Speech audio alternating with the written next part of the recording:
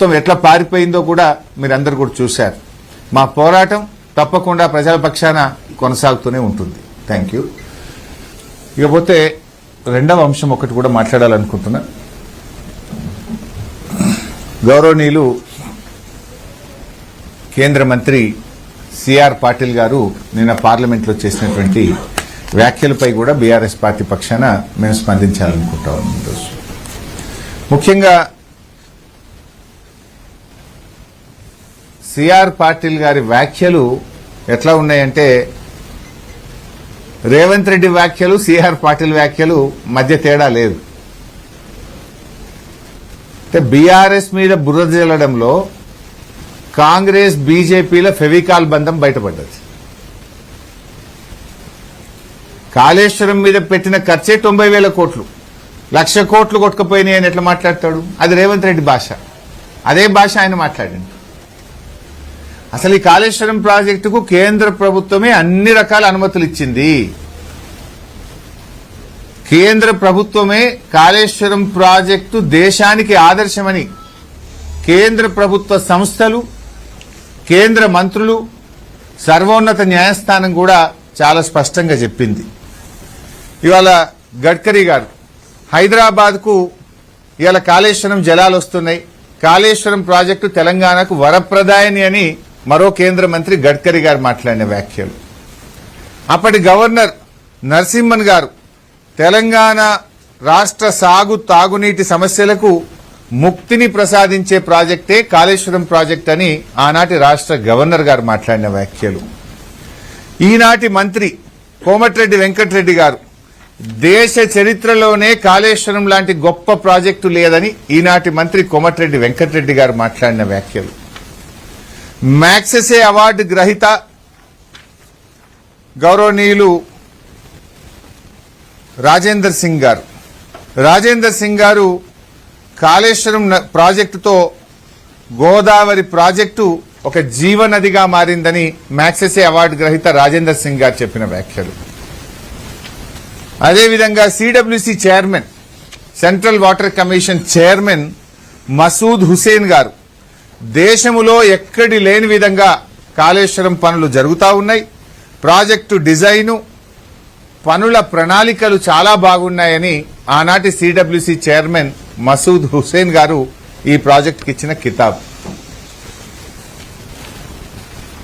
పంజాబ్ ముఖ్యమంత్రి గారు భగవత్ సింగ్ మాన్ గారు ఈ కాళేశ్వరం ప్రాజెక్టును విజిట్ చేసి మేము నేర్చుకున్నాం, ఇది అద్భుతమని చెప్పినటువంటి మాటలు.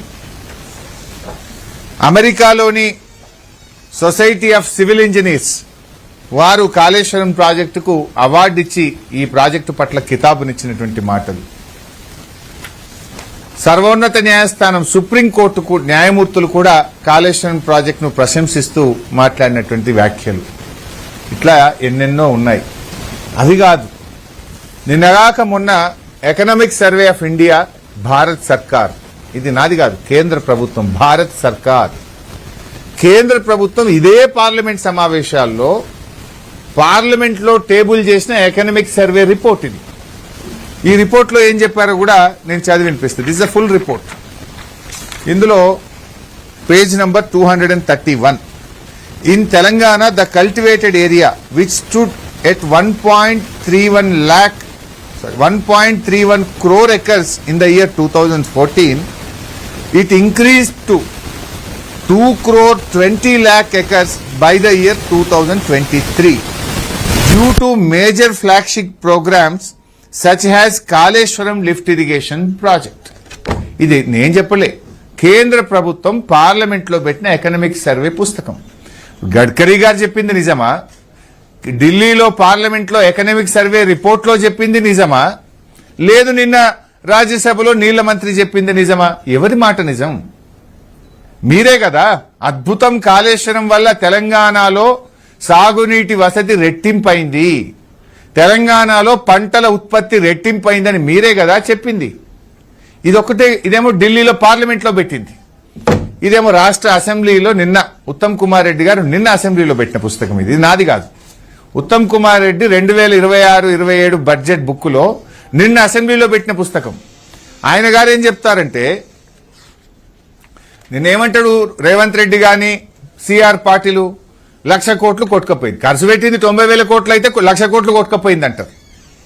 మరి 1,00,000 కోట్లు కొట్టుకపోతే ఉత్తమ్ కుమార్ రెడ్డి గారు ఏమంటారు ఇంట్లో 2024-25లో కాళేశ్వరం ప్రాజెక్టులో ఇప్పుడు బారుతున్న లక్షల ఎకరాలకు అదనంగా 24-25లో 3,000 ఎకరాలు కొత్తగా పారకం పెరిగింది.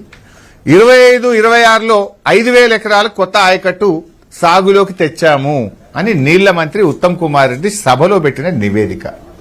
మరి 1,00,000 కోట్లు కొట్టుకపోతే ఈ కొత్త పారకం ఎడికెళ్ళి వస్తుంది? ప్రాజెక్టే కొట్టుకపోయి మరి కొత్త పారకం ఎడికెళ్ళి వచ్చింది అంటే ఇదంతా కూడా బీఆర్ఎస్ మీద బురద రాజకీయం, బురద జల్లే రాజకీయం. ఇప్పుడు నిన్న మొన్న మనం భువనగిరి జిల్లాలో ఆలేరు ఎమ్మెల్యే గారు భువనగిరి ఎమ్మెల్యే గారు పోయి కాలువలకు నీళ్లు పంట పొలాలకు నీళ్లు వదులుతూ నెత్తి మీద నీళ్లు చల్లుకుంటున్నారు కదా. మరి అవి నీళ్లు కాళేశ్వరం నీళ్లు కావా? నిన్న కాక మొన్న ముఖ్యమంత్రి గారు పోయి గంధమల్ల ప్రాజెక్టుకు కొబ్బరికాయ కొట్టిండు. గంధమల్ల ఏంటిది? Is it not extension of Kaleshwaram? గంధమల్లకి ఎక్కడి నుంచి పోతాయి నీళ్లు? మిడ్మానేర్ నుంచి అనంతగిరి, అనంతగిరి నుంచి రంగనాయక సాగర్, రంగనాయక సాగర్ నుంచి మల్లన్న సాగర్, మల్లన్న సాగర్ నుంచి కొండపోచమ్మ సాగర్, కొండపోచమ్మ సాగర్ నుంచి గంధమల్ల బౌల్. ఇవన్నీ